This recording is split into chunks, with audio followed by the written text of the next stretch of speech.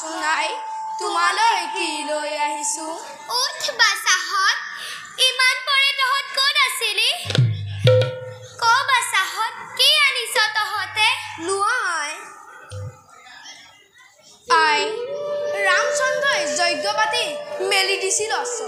সেই অস্ত্ৰ আমাৰ আশ্ৰমত সোমাই ভাঙিলে ফুলনি সেইকাৰণে বন্দী কৰি ৰাখিছিলো অস্ত্ৰৰ কাৰণে লাগিলে তোৰ মোৰ আৰু বধ হ'ল শ্ৰীৰাম সহ তিনিও ভাতৃ আৰু এই চোৱা তোমাক দেখুৱাবলৈ ৰামৰ অলংকাৰ লৈ আহিছো আৰু আনিছো এটা দুৰ্জয় বান্দৰ তোমাৰ সমিপে যোৱা সুখ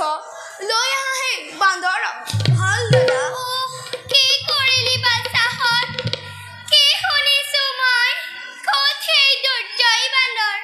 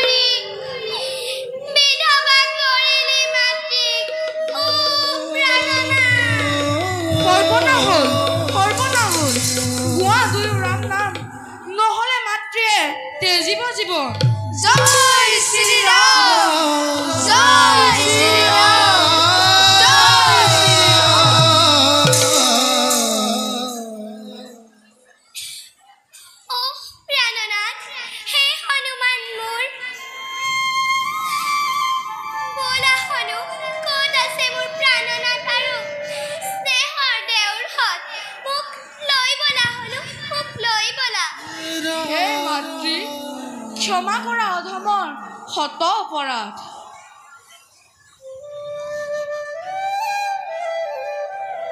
তোমা সৎ গময়ং ত্ৰমাসুমা যুদ্ধি গময়ং মিত্ৰমা মিত্ৰং গময়ং ওম শান্তি শান্তি শান্তি আই তুমি নকৰিবা বেজাৰ প্ৰাণদান দিলো মই ৰাম সহিতে তিনিও নোযোৱা ব'লা ব'লা এবে হনুমান যাওঁ আমি অযোধ্যা ৰাজ্যলৈ কি ক'লে পিতা প্ৰাণ পালে মোৰ প্ৰাণনাথ আৰু স্নেহৰ দেউৰ হতে হে পিতা আপোনাৰ অশেষ কৰুণা আমাৰ প্ৰতি ঠাই দিয়ক আপোনাৰ চৰণৰ তলত চিৰঞ্জীৱী হ'ব বলক মাতৃ এবে নকৰো পলম যাওঁ আমি অযোধ্যাৰ নগৰে নহয় হনু সেই কথা নকবা খোদাবি নাযাওঁ ঘূৰি আৰু অযোধ্যা নগৰ মই একো বুজিব পৰা নাই ৰামচন্দ্ৰ আৰু তেওঁ তিনিও অনুজৰ লগত অযোধ্যাৰ লগত মাতৃৰ কি সম্পৰ্ক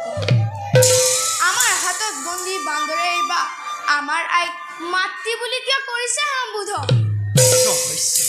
ৰহস্য বাছাহত ৰহস্যৰে আৱৰা তোমালোকৰ জীৱন বাৰু বাৰু সেইবিলাক তোমালোকে পাছতো জানিবা ব'লা এতিয়া ব'লা বাছাহত ব'লা হনু যাওঁ আমি অযোধ্যা ৰাজ্যলৈ বল গুৰুদেৱ